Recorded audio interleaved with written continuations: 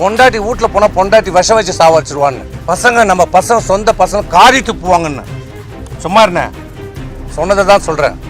அங்கே சொன்னேன்ல, இந்த வார்த்தை சொன்னேன்ல, நான் சொன்னேன் இல்லையா? அப்புறம் ஏன் பேசுறீங்க? திருமாவளவன் அவர்களை முதலமைச்சராக ஆக்குகிறோம் என்று திமுகவில் முன்மொழியப்பட்டது. அவர் திருமாவளவன் ஒரு வாய்ப்பு வந்திருக்குது, சரி பண்ணிக்கலாம். முடியாது, ஏற்றுக்கொள்ள முடியாது. அது எப்படி விடுதலை சிறுத்தைகள் கட்சின்னு ஆட்சின்னு தான் வரும். நான் இருந்தால் நான் முதலமைச்சர், இல்லை என்றால் நம்ம எதிர்கட்சியாக செயல்படுவோம். தாழ்த்தப்பட்ட சமுதாயத்தை சேர்ந்த ஒருவருக்கு முதலமைச்சர் பதவி வாய்ப்பு வந்தது. திமுகவோட ஆதரவோடு ஆட்சி அமைக்கின்ற போது கம்யூனிஸ்டுகள் நேரடியாக டக்குன்னு என்று அவருக்கு ஆதரவு கொடுத்த உடனே திருமாவளவன் அவர்களை முதலமைச்சராக ஆக்குகிறோம் என்று திமுகவில் முன்மொழியப்பட்டது.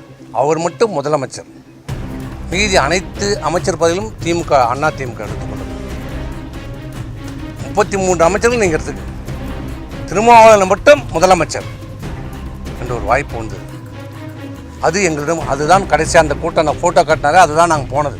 அப்போ சொன்னோம், சரி திமுகவோட நம்மளால் முடியாது, அவர் திருமாவளவன் ஒரு வாய்ப்பு வந்திருக்குது, சரி பண்ணிக்கலாமா சொல்லுங்கள், அது என்னான்னு சொல்லுங்கள். முடியாது, ஏற்றுக்கொள்ள முடியாது. அது எப்படி விடுதலை சிறுத்தைகள் கட்சின்னு ஆட்சின்னு தான் வரும். முடியாது, நான் இருந்தால் நான் முதலமைச்சர், இல்லை என்றால் நம்ம எதிர்கட்சியாக செயல்படுவோம். இந்த சேம் வேர்டு யூஸ்ட்.